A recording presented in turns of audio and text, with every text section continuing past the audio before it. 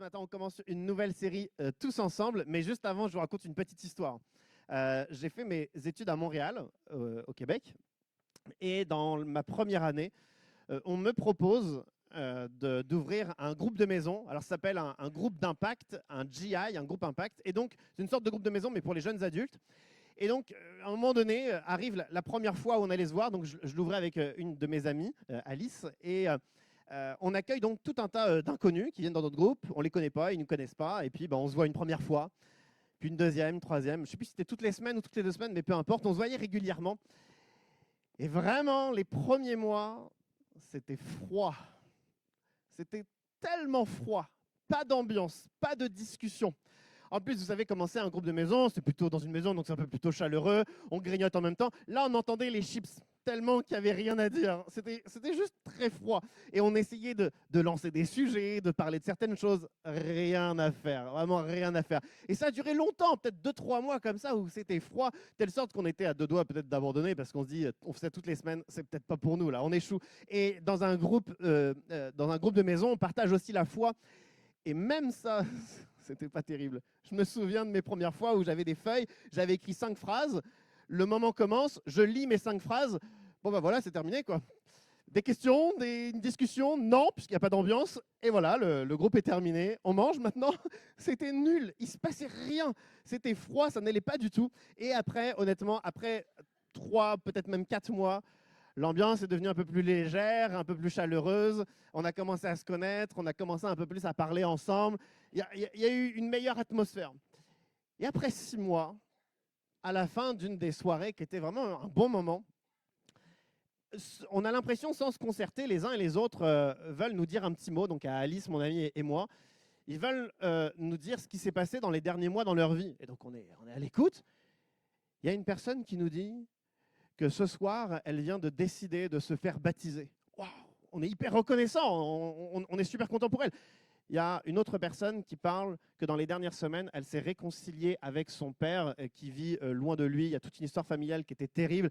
Et il y a une réconciliation, on est bouche bée. Il y a une autre personne qui voulait abandonner la foi, lâcher l'église et qui a décidé de rester, de se battre et de s'attacher plus que jamais à l'église. Et donc on entend là une liste de 6 ou 7 choses vraiment belles, des beaux fruits. Et donc on est vraiment reconnaissant pour tout ce qu'on entend. Et puis en même temps, on était donc à l'église Nouvelle Vie. C'est une excellente église, excellente prédication, excellente équipe de louanges. Il y a tout un tas d'événements, tout un tas de belles choses qui se passent. Et donc on sait qu'en même temps, l'église aide à cela. Mais ils ne disent pas que c'est grâce à l'église. Ils nous regardent, mon ami et moi, et ils nous disent merci parce que c'est grâce à ce groupe. Et nous, on ne comprend pas. Grâce à quoi? Grâce à il n'y a pas d'ambiance et on n'était pas terrible. Grâce à quoi? On ne comprend pas. Et je pensais que le remerciement, c'était un merci de politesse. Vous avez certainement déjà fait ça, moi aussi j'ai déjà fait ça, de dire merci plus par politesse que par conviction. Et je pensais que c'était un merci par politesse. Je pensais qu'il n'y avait aucune conviction. Et ils nous disent que ils nous citent justement les premiers mois que nous considérions comme pas terribles. Ils nous citent ces premiers mois-là et ils nous disent, on a senti une chose, on était des inconnus, mais vous nous avez aimés. Et vous vous êtes attachés à nous alors qu'on ne se connaissait pas. C'est pour cette raison que nous sommes restés et qu'on a alors vécu ce qu'on devait vivre, ce que Dieu nous a appelés à vivre. Et là, ça nous a transpercés parce qu'on n'a pas fait grand-chose. On a même échoué ce qu'on voulait faire. Mais la base qui était au final peut-être un peu d'amour qu'on avait pour eux, ça a été ce dont ils avaient besoin. On entre ensemble dans une nouvelle série qui s'intitule, on peut passer à la diapo, « Tu fais la différence ». Je crois que les uns et les autres, vous faites la différence d'être là, de faire partie de l'Église. Vous faites la différence parce que vous existez, vous êtes utile par votre présence quand vous parlez, quand vous priez, quand vous vous réjouissez avec nous, quand vous pleurez avec nous. Vous faites la différence. Merci d'être là. Peut-être que vous n'avez pas l'impression à quel point vous êtes pertinent et utile d'être là. Mais je vous le dis, Dieu nous le dit, vous faites la différence. Vous faites la différence non seulement dans la famille spirituelle qu'est l'Église, mais vous faites la différence et vous êtes appelés à faire la différence dans votre travail, dans votre famille, dans votre entourage, dans votre voisinage. Vous êtes appelés à faire la différence et certainement que vous faites déjà la différence. Alors, je veux déjà commencer en disant merci à tous ceux qui ne sont pas passifs, mais qui sont moteurs, qui sont influents, qui veulent bénir, qui veulent soutenir, qui veulent réconforter, qui veulent encourager, qui veulent se réjouir avec ceux qui se réjouissent et pleurer avec ceux qui pleurent. Parce que faire la différence, c'est tellement nécessaire. Alors, merci pour tous ceux qui font la différence. Et quand on a sélectionné ce titre de série, j'avais cette idée de pouvoir dire aux uns aux autres, et peut-être que les uns les autres, en dehors de tout de suite, mais vous pourrez vous dire, en vous regardant dans les yeux, tu fais la différence. Jonathan, tu fais la différence. Justine, tu fais la différence. Monique, vous faites la différence. Parce que je ne crois pas qu'on est là par hasard, passivement, sans porter du fruit. Je crois que toutes les fois où on est là et on est actif, Dieu se sert de nous pour que nous puissions faire la différence. Il y a tellement de besoins autour de nous. Il y a tellement de besoins. Il y a des besoins mondiaux. La géopolitique, l'écologie, les injustices sociales dans le monde entier. Il y a des besoins qui sont locaux autour de nous, des injustices sociales, de la précarité, des défis professionnels, des défis financiers autour de nous, localement. Et puis, il y a des défis au sein même de nos familles. Des familles qui commencent peut-être à se déchirer ou ne serait-ce qu'à perdre de la complicité, perdre l'unité, perdre de la projection. Il y a des défis dans nos entreprises. Quelquefois, il y a des entreprises qui perdent des clients, qui perdent des contrats. L'entreprise est en train de chavirer. Il y a des besoins dans l'entreprise face à l'atmosphère professionnelle et relationnelle. Lorsque ça ne va plus, lorsqu'il y a des murmures, des divisions, des conflits au sein des entreprises. Il y a même des besoins au sein de l'Église, dans le fonctionnement de l'Église, dans l'apport, la nourriture spirituelle. Il y a des besoins dans la famille, les relations fraternelles, se soutenir les uns et les autres. Il y a tellement de besoins. Nous ne sommes pas appelés à rester cachés, timides, muets, mais nous sommes appelés à briller et à faire la différence. Peut-être que certains d'entre nous, et moi le premier, on est en souffrance parce qu'il y a des choses qui ne bougent pas. On est en souffrance parce qu'on voudrait qu'il y ait des choses qui soient différentes. On aimerait qu'il y ait des injustices en moins. On voudrait qu'il y ait du succès en plus. On voudrait qu'il y ait des familles plus unies. On voudrait qu'il y ait une nourriture spirituelle encore plus inspirée par Dieu. On voudrait qu'il y ait des personnes portées, des personnes soutenues. Et face à l'ensemble des besoins, nous, l'Église Le Phare, l'Église du Mont-Gargan, on n'est pas appelé à être éteints, cachés, timides, mais on est appelé à briller. On est appelé à allumer notre lumière. On est appelé à faire la différence. Croyez-vous qu'on puisse faire la différence? Je crois qu'on peut faire la différence tellement plus qu'on l'imagine, parce que nous ne sommes pas nous seulement, nous sommes remplis de l'Esprit de Dieu, qui nous a donné dans sa préscience des dons, des talents aux uns aux autres, plus que ça, des dons spirituels lorsque nous sommes remplis de l'Esprit, plus que ça, une faveur et une inspiration qui viennent de lui. Alors, quel obstacle, quelle injustice, quel besoin pourrait résister à l'Église de Dieu, aux enfants de Dieu? Nous pouvons faire la différence. Et durant toute une série, là, pendant au moins 2 mois et demi, on va parler de l'implication de chacun, parce que nous pouvons réussir à influencer.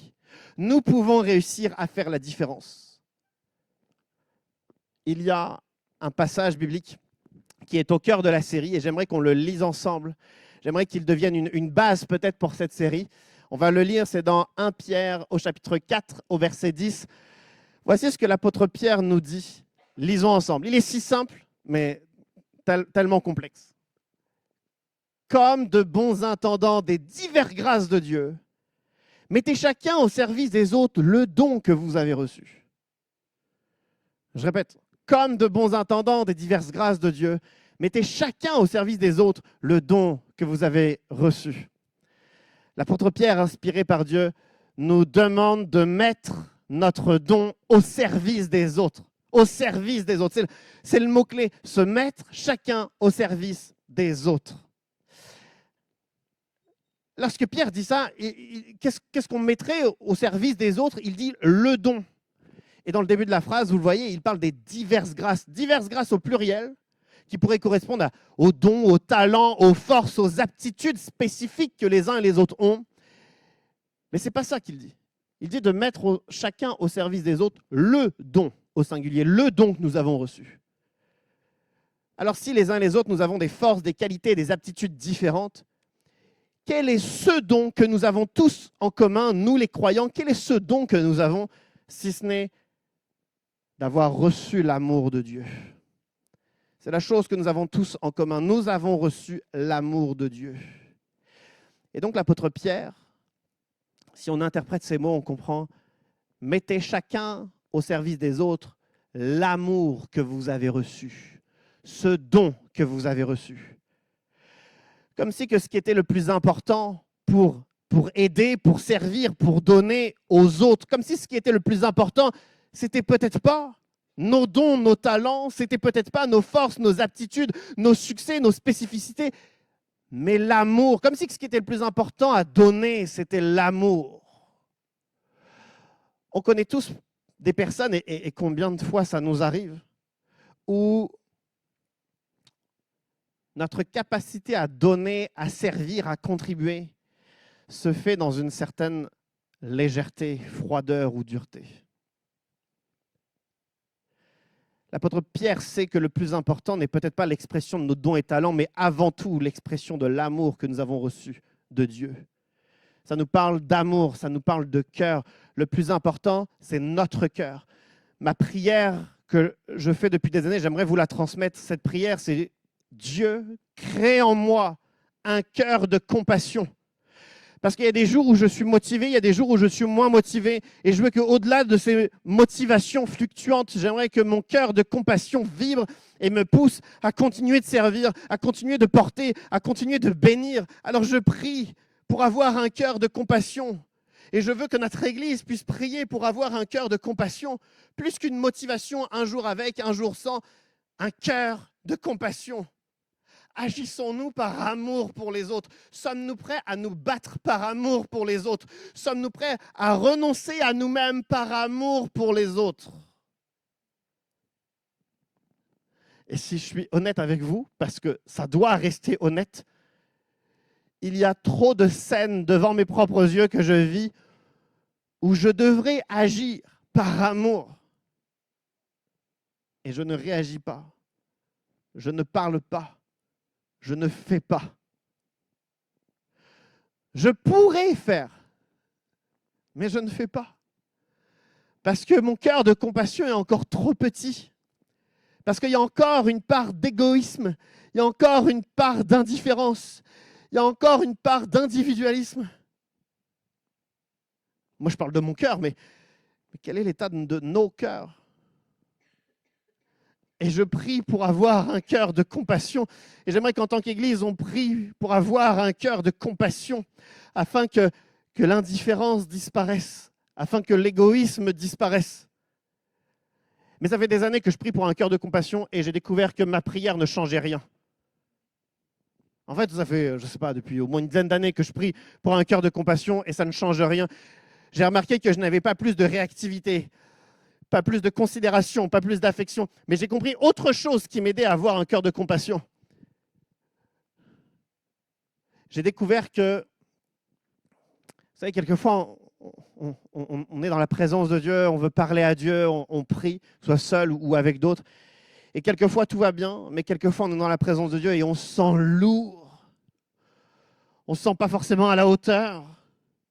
Et puis quelquefois, on traîne des boulets parce que Dieu sait et on sait des choses qu'on aurait dû faire et qu'on n'a pas fait, ou des choses qu'on a dit qu'on n'aurait pas dû dire, des décisions qu'on a prises qu'on n'aurait pas dû prendre. Et on est dans la présence de Dieu et on n'arrive pas à se sentir à l'aise parce qu'on a fait des choses qu'on n'aurait pas dû faire. Et on est dans la lourdeur, dans la présence de Dieu et on sait que Dieu a horreur de nos péchés et qu'il est là, les bras ouverts, à nous accueillir dans sa présence. Par les saletés qui sont dans nos vies, nous-mêmes, on voudrait être chassés de sa présence. Il serait logique que Dieu nous chasse de sa présence, mais au lieu de nous chasser, il nous accueille, il nous aime. Il nous laisse dans sa présence. Et à ce moment-là, ces moments que vous avez certainement vécu, que je vis de temps en temps, je me sens touché par l'amour de Dieu. J'en suis pas digne. Normalement, je devrais partir, mais Dieu, il veut que je reste. Il veut que je sois purifié dans sa présence. Et c'est pas juste qu'il nous accueille, c'est pas juste qu'il nous purifie, c'est qu'il nous propulse, il nous donne les forces pour la prochaine fois avoir la victoire. Et alors quand je vis ces moments de transformation dans sa présence, où je suis normalement appelé à être chassé de la présence de Dieu, mais je suis gracié dans la présence de Dieu, vous savez ce que j'ai envie de faire? J'ai envie de venir le dimanche matin et d'amener la même libération que j'ai vécue à vous, à nous, à mes voisins, à Joséphine, à ma famille, à tout le monde, parce que ce que j'ai vécu est tellement extraordinaire que je veux que d'autres le vivent, parce que je me sentais tellement mal, mais que finalement, dans la présence de Dieu, je me sens tellement bien que j'ai envie de le partager. En réalité, un cœur de compassion ne s'obtient pas parce qu'on va prier 1000 fois pour cela, mais parce que nous-mêmes, on sait qu'on est sous l'amour et la grâce de Dieu, qu'on a envie alors que cet amour soit partagé. J'ai vu que mon cœur a commencé à en gagner en compassion simplement parce que moi-même, j'étais au bénéfice de l'amour de Dieu. Alors, il y en a certains d'entre nous, on se sent encore mal quelquefois dans la présence de Dieu, on se sent encore peut-être honteux, coupable, on ne se sent pas à l'aise, on n'a pas combattu ce qu'on devait combattre, on ne se sent pas forcément bien dans sa présence. C'est parfait. Reçois, expérimente l'amour de Dieu. Non seulement tu vas vivre quelque chose de grandiose, mais en plus tu vas être capable de le transmettre. Ta motivation à le transmettre va être plus importante que tu l'imagines. Et si faire la différence, ce n'est pas en posant des actions spécifiques d'abord, mais c'est parce qu'on est tellement au bénéfice de l'amour de Dieu qu'on a envie de le transmettre.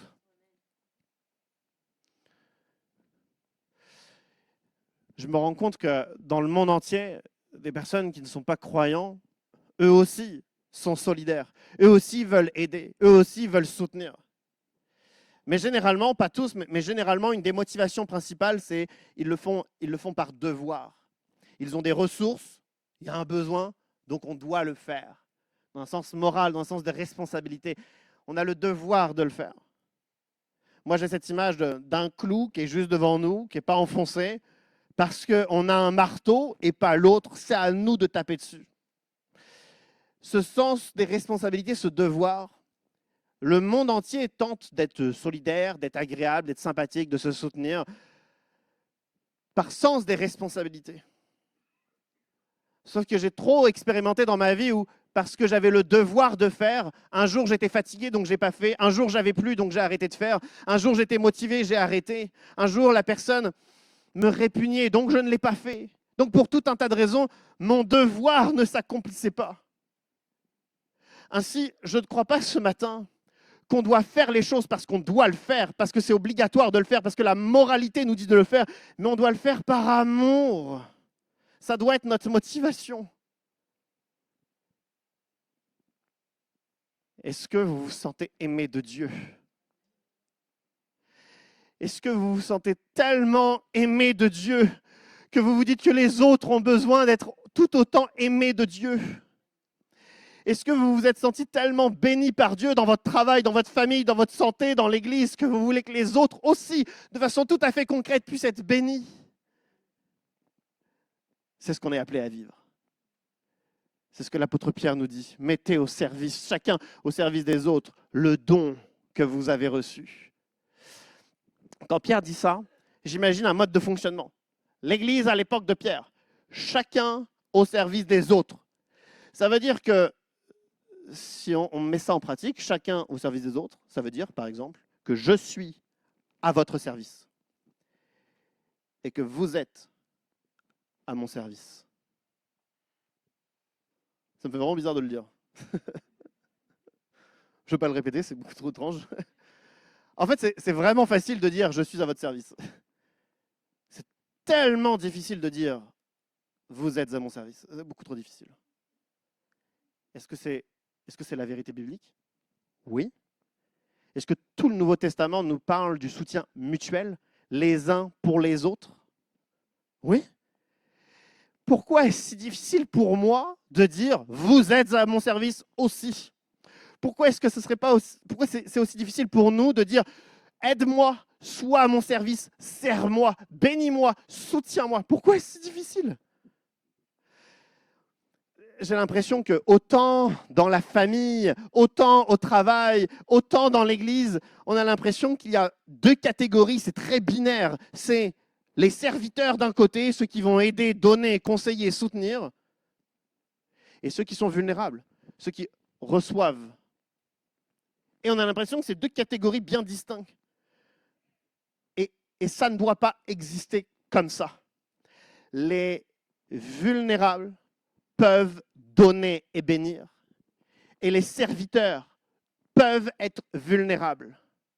Nous ne sommes pas appelés à être juste l'un ou juste l'autre, mais nous sommes appelés à être des serviteurs vulnérables. Il y a un cycle que je veux dénoncer. Quand on reçoit de l'aide, on reçoit un conseil, on reçoit un soutien, c'est parfait. Quelquefois, cette réception s'installe dans le temps de telle sorte qu'on obtient une étiquette. Je suis une victime, je suis vulnérable et je reçois seulement. Je ne donne plus. Et je peux le comprendre parce que quand on est dans la douleur ou quand on est fatigué, si on a besoin de soutien, ce n'est pas pour rien, c'est parce qu'il y a des combats, il y a des luttes. Donc c'est normal que si on est en train de lutter, si on est affaibli, c'est normal qu'on puisse peut-être pas donner autant que les autres. Sauf que qu'est-ce que l'apôtre Pierre nous dit ? L'apôtre Pierre nous dit que bien avant les diverses grâces, bien avant les dons, les talents, les ressources, ce qui est le plus important, c'est l'amour à donner. Et même lorsqu'on est affligé, on peut encore donner de l'amour. L'amour qui ne vient pas de nous, l'amour qui vient de Dieu. Qu'est-ce que Raymonde a fait ce matin en témoignant ? Elle a reçu une mauvaise nouvelle. La première chose qu'elle fait, elle nous transmet la bonne nouvelle de la paix de Dieu qu'elle a reçue. Je crois que combien même nous sommes vulnérables, il est bon que nous soyons tout de même des serviteurs qui donnons, qui aimons. Il y a une clé dans cela, parce que si affligé, on donne quand même cet amour, au minimum cet amour de Dieu qu'on a reçu, ça veut dire qu'on fait tellement confiance à Dieu que l'affliction ne nous écrase pas. Mais on est avec Dieu et on se bat. Alors que tous ceux et toutes celles qui se sentent vulnérables puissent aimer, donner, prier pour les autres, conseiller, inspirer, témoigner, quoi qu'il arrive. Il y a une bénédiction là. Et d'un autre côté, les autres profils, il y a quelquefois un profil de serviteurs qui ne sont jamais vulnérables.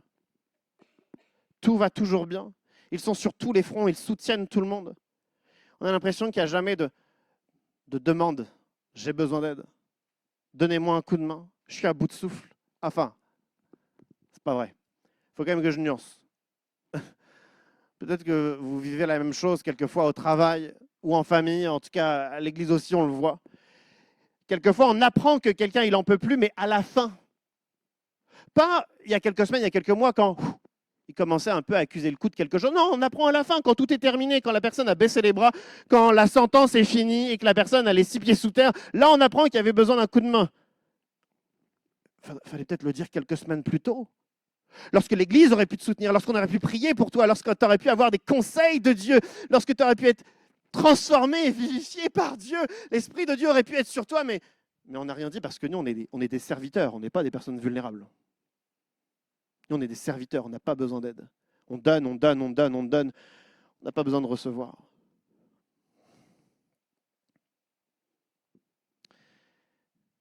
Mettez chacun au service des autres. Le don que vous avez reçu. Ça veut dire que quelquefois je donne, quelquefois je dois recevoir. En fait, dire qu'on est vulnérable, en particulier pour quelqu'un qui a l'habitude de servir les autres, ça demande un effort. De dire, mon travail c'est compliqué. De dire, dans ma famille, c'est intense en ce moment. Dans ma santé, c'est compliqué. C'est dur, ça demande un effort, mais on doit fournir cet effort. Parce qu'on n'est pas des serviteurs imbattables. À un moment donné, on va être fatigué, à un moment donné, on va être blessé, à un moment donné, on va être sous l'eau. Et c'est nécessaire qu'on puisse dire en amont, j'ai besoin d'aide. que notre Église soit remplie de serviteurs vulnérables, qui donnent et qui reçoivent, qui sont bénis et qui bénissent. L'apôtre Pierre dit « Mettez chacun au service des autres le don que vous avez reçu. » Alors, si le don, c'est l'amour, on pourrait donner notre cœur, mais bon, il doit rester là, dans notre poitrine. Concrètement, comment ce don d'amour se manifeste? C'est là que l'apôtre Paul dit « Comme de bons intendants des diverses grâces. » Ces diverses grâces, c'est les dons, les talents, les aptitudes, les forces, les qualités que Dieu a données spécifiquement à chacun. Dieu a donné des choses à chacun d'entre nous. Et je trouve que c'est une déclaration d'amour magnifique parce que Dieu, dans sa préscience, ne nous a pas simplement conçus et puis ensuite on est tout seul. Non, il nous a conçus et équipés de diverses grâces, de dons, de talents, d'aptitudes. On n'est pas laissé dans la nature sans équipement. Dieu nous a donné beaucoup de choses. N'est-ce pas une preuve de son amour qu'il nous a donné un équipement pour être une bénédiction pour les autres, pour la communauté? On n'est pas vierge de compétences. Il nous a donné diverses grâces. Et moi, j'aime, ça me fait plaisir que ce soit au pluriel et pas au singulier. Quelquefois, on a l'impression d'avoir si peu de choses. Dieu nous a vraiment donné très peu de choses comparé à d'autres. Non, non, non, diverses grâces. Vous avez tort, c'est Dieu qui a raison. Dieu a donné à chacun d'entre nous diverses grâces. On est donc en capacité de faire la différence. Même si nous croyons que nous ne pouvons pas faire la différence, même si nous croyons que c'est trop difficile, même si nous croyons que nous ne sommes pas capables, c'est faux. Dieu a dit qu'il nous a donné diverses grâces. Il l'a dit et il a raison. Après, c'est Dieu qui a choisi. Moi, j'avais fait un choix. J'en ai quelle heure? Ok, je vais raconter cette petite histoire. Ok. J'avais fait un choix. J'ai grandi dans l'église, à l'église, l'Assemblée de Dieu d'Elbeuf. Et on chantait le vendredi soir, le samedi soir avec les jeunes, le dimanche matin, le dimanche après-midi à l'église, on chantait tout le temps, mais pas seulement pendant les réunions, parce qu'après, les jeunes adultes, donc un peu plus âgés que moi, se mettaient derrière le piano, ils prenaient une petite guitare, puis ils commençaient à jouer et chanter. Et moi, adolescent, je grandis, j'ai 13 ans, j'ai envie de faire comme eux, j'ai envie d'être avec eux. Alors, quand ils chantent autour, moi aussi je me mets là, et puis je chante avec eux. Et je remarque en quelques semaines des regards vers moi. J'étais un piètre chanteur, mauvais comme jamais, de telle sorte que je dérangeais, parce que moi je chante avec mon cœur, c'est-à-dire avec un volume sonore élevé, et donc j'ai vu que j'étais tellement mauvais que je gênais. Et là, je commence à me sentir mal, parce que moi je grandis avec cette vision de, c'est ça que les plus âgés que moi font, donc c'est ça que j'ai envie de faire, j'ai envie de chanter et de jouer. Et surtout que on mélange maladroitement des choses de la Bible là-dessus, et je me dis, évidemment que Dieu veut nous appeler à ça, que Dieu va nous donner un don, un talent pour le chant, pour la musique. Alors même si les autres, là, les jeunes adultes, ils ne sont pas trop à l'aise que je me mette avec eux, moi je continue parce que je sais que Dieu va me donner ce don pour chanter. C'était pitoyable, c'était vraiment pitoyable. Et à un moment donné, j'ai même demandé à mes parents s'ils peuvent m'acheter un petit synthé, donc j'avais un petit piano, et puis j'ai essayé d'apprendre. J'ai fourni tellement d'efforts. Bon, vous ne me voyez jamais au piano. J'étais nul aussi, nul. Et à un moment donné, j'étais même frustré, j'étais même jaloux. J'étais jaloux, il y avait, histoire vraie, il n'y en avait pas un, il y en avait plusieurs. Ils ont acheté une guitare. 6 mois après, ils étaient en train de jouer le dimanche matin avec tout le monde. 6 mois après. Moi, ça faisait 1 an, 2 ans que j'étais au piano. Rien du tout. Et là, à ce moment-là, j'ai commencé à mal vivre cela. Parce que si Dieu m'avait donné diverses grâces, je ne les voyais pas du tout puisque je n'en voulais qu'une seule. Chanter et jouer, chanter et jouer. Dieu m'avait peut-être donné autre chose. Je n'en savais rien puisque je voulais, à la différence de la volonté de Dieu, je voulais jouer et chanter. Ça a été dur de devoir mourir à moi-même et de devoir dire « je ne ferai pas ça ». Ensuite, il y a une période de désert où je me dis « je suis un bon à rien ». Et puis à un moment donné, j'ai compris que Dieu m'avait donné tellement d'autres choses et que dans mon ignorance, je préférais être une victime qui pense qu'il n'a rien plutôt que faire confiance à Dieu et qu'il m'a donné plein de choses. Et je crois que quelquefois, on s'attache à la mauvaise étiquette, au mauvais rôle, aux mauvais dons et talents. On ne voit qu'une chose, on nous a fait envie d'une seule chose. Alors que si nous avions trouvé notre bonne place, on serait tellement pertinent, on serait une bénédiction pour les personnes autour de nous. Voici ma question. Es-tu à la bonne place? Est-ce que tu sais que là où tu es, c'est ce que Dieu veut? Ce que tu fais, c'est ce que Dieu veut. Ce que tu dis, c'est ce que Dieu veut. Est-ce que tu es sûr d'être à la bonne place? C'est vrai pour l'Église, c'est vrai pour notre rôle au sein de la famille. Il y a des enfants qui se prennent pour des parents, il y a des parents qui se prennent pour des enfants, chacun son rôle. Est-ce que tu es sûr que tu es à la bonne place? C'est vrai aussi dans le travail. Certains, ils prennent une place dans le travail, ce n'est pas la leur. Certains, ils se font toute une montagne écrasée par les pressions professionnelles. Mais est-ce que c'est ta place de porter tout ça? Est-ce que tu es à la bonne place? Puis il y a des saisons. Certains, notre place, elle était pertinente il y a 20 ans. Aujourd'hui, Dieu a prévu une autre saison pour nous. Mais on reste accrochés.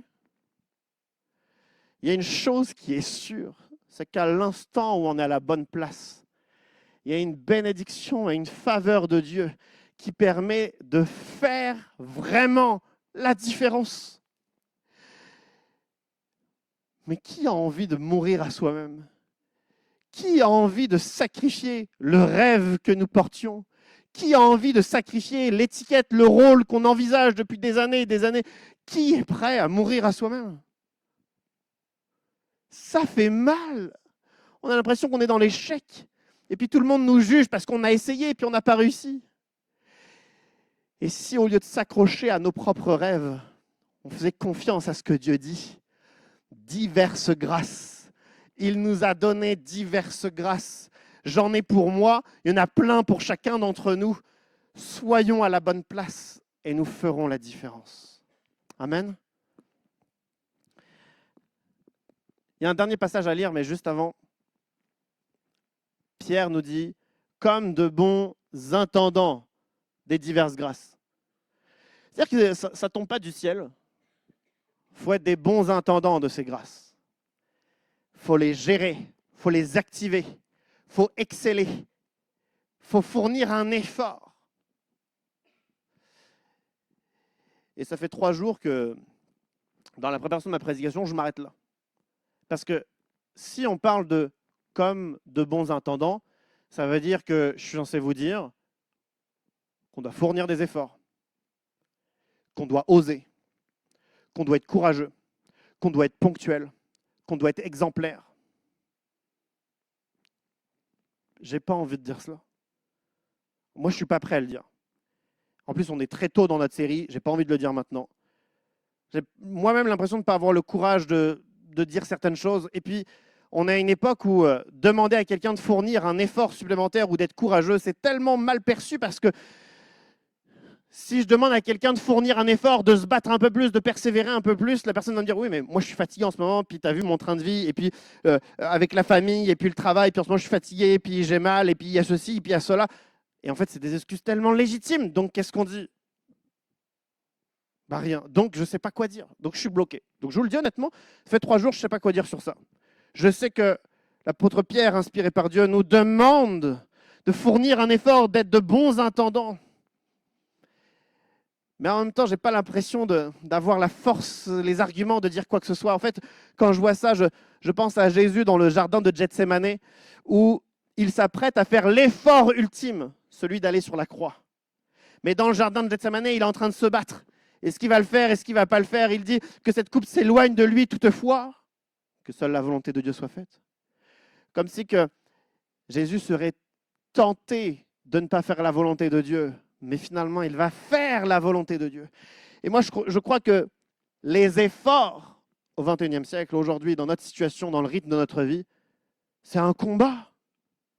Allons-nous fournir les efforts ou pas? Allons-nous nous battre ou pas?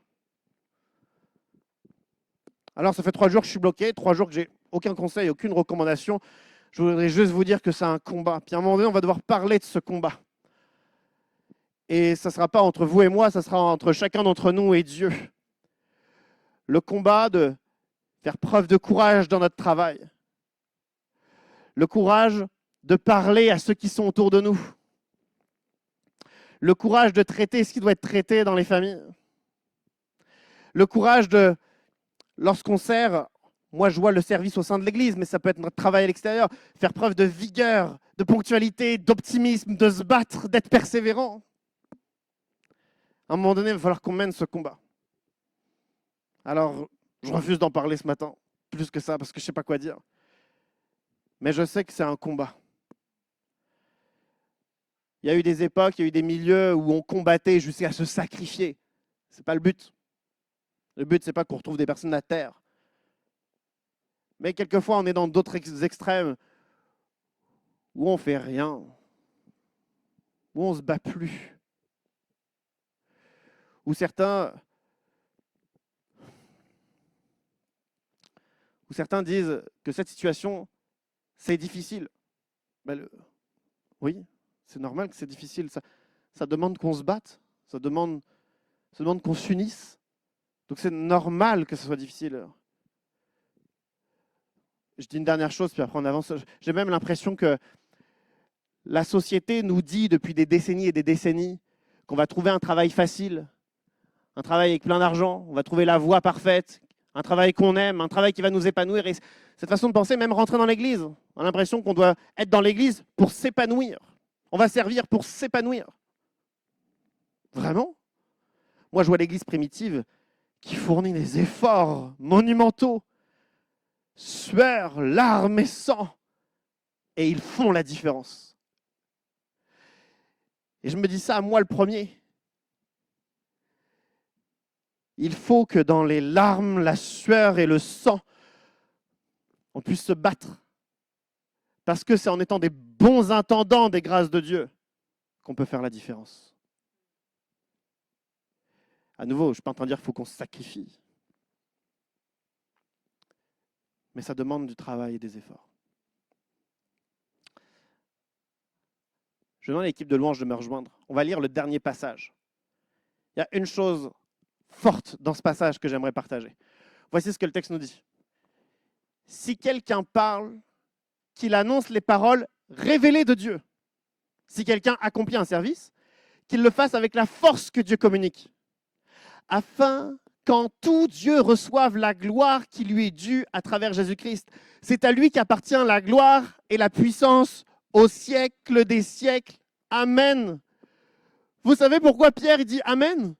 Pas parce que c'est un bon juif, mais parce qu'il y croit dur comme fer. Alors il dit ainsi soit-il, il dit Amen, il dit même au siècle des siècles. Il est en train de déclarer que toutes les fois où nous parlons, toutes les fois où nous servons, nous communiquons la puissance de Dieu. Depuis des siècles et des siècles, c'est vrai. Et il en est tellement convaincu qu'il dit Amen. Es-tu convaincu que lorsque tu parles et lorsque tu sers, c'est Dieu qui anime ta parole et ton service? Merci pour le Amen. C'était le Amen le plus précieux, c'était le Amen le plus important parce que c'est ce que moi j'ai besoin de croire. Et j'aimerais qu'on se batte ensemble pour que toutes les fois on fasse louange, chono, projection, ménage, groupe des hommes, femmes, maison, tous les services de l'Église, qu'à chaque fois qu'on parle et qu'on sert, on puisse avoir la conviction que Dieu est en train d'animer tout cela. On ne fait pas des services pour des services. On veut que Dieu parle, on veut que Dieu se révèle, on veut que Dieu guérisse, on veut que Dieu se transforme. Avant le début du culte, on a prié avec l'équipe de louange. Fabienne a dit quelque chose dans sa prière. Elle a dit que ce matin, il y ait des personnes qui soient guéries. Ce n'est pas anecdotique comme prière. Parce que lorsqu'on prie, on sait que Dieu va animer ce moment plus que nos mots, plus que notre service. On veut que ce soit Dieu qui parle. On veut qu'il se passe quelque chose.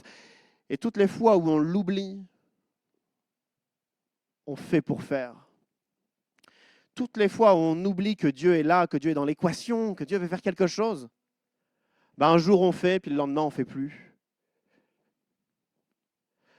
Toutes les fois où on oublie que Dieu est là, comment on mesure le succès du moment avec le nombre, avec le spectaculaire, avec je sais pas, les chiffres, c'est quoi ces mesures nulles? Non, on le fait pour que Dieu parle. Et quand je quitte un dimanche matin et que moi, personnellement, je sens que Dieu m'a parlé, je dis Amen, Alléluia, pour la gloire de Dieu au milieu de l'Église. Parce que je m'en fiche un peu des chiffres ou du nombre ou du spectacle. Ce que nous voulons, c'est que Dieu parle. Alors, est-ce que tu sais que toutes les fois où tu parles, où tu sers, Dieu veut t'utiliser?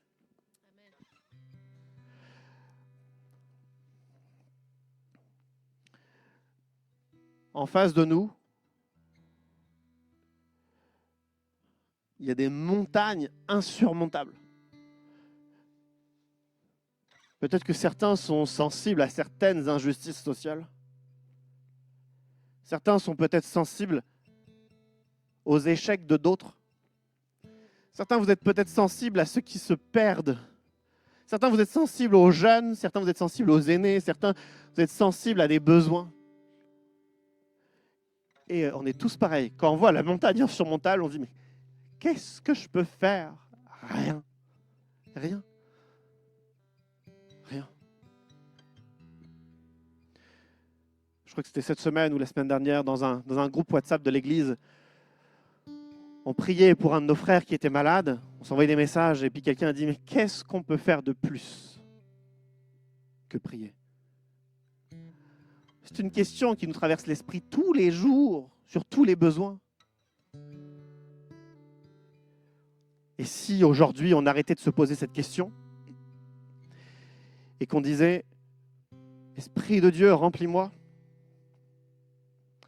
crée en moi un cœur de compassion », parce qu'on va les pousser ensemble, ces montagnes. Ces montagnes insurmontables, on va les pousser ensemble. Tu nous appelles à faire la différence et on va réussir parce qu'on va aimer. Tu nous as donné des dons, des talents, des aptitudes, des forces, des qualités. On va les manifester, on va les activer. On va être capable de faire la différence. Quand je préparais cette série, j'avais une image en tête, j'aimerais vous la partager. C'était l'été dernier avec la famille, on était en vacances en Bretagne. Et puis avec Jeanne, un soir, on va aller voir le coucher de soleil et on décide d'aller au bout du Finistère. Et pendant tout le chemin, on a pris le chemin côtier en voiture. Jeanne est contente parce qu'elle voit un phare sur la route. Puis on continue. Puis on en a vu un deuxième, un troisième, un quatrième, jusqu'à ce qu'on arrive à destination où il y avait un cinquième phare. En fait, tout le long de la côte, il y avait des phares. Et j'avais comme cette image, comme si chacun d'entre nous, on était posté à un endroit de la côte. Certains, on est postés sur notre lieu de travail, certains, on est postés dans notre famille, certains, on est postés dans l'église, certains, on est postés dans notre voisinage. Et on a un rôle à jouer. On est appelé à faire la différence. Dieu va mettre des mots dans notre bouche qu'on pourrait considérer comme pas forcément pertinents, pas forcément fous, mais c'est Dieu qui les met dans notre bouche. Et à l'aller avec Jeanne en voiture, les phares étaient tous éteints. Mais quand nous sommes rentrés au coucher du soleil, 100% des phares étaient allumés. Il serait folie d'imaginer qu'ils étaient éteints. Il serait folie qu'on reste éteint plus longtemps. Il y a de l'urgence pour que l'Église allume sa lumière. Il y a de l'urgence pour que chacun d'entre nous, on traite le territoire face à nous. Il y a de l'urgence.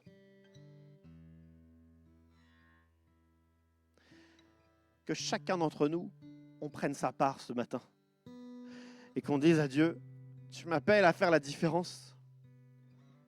Je vais me lever, je vais te faire confiance et je vais faire la différence. Amen.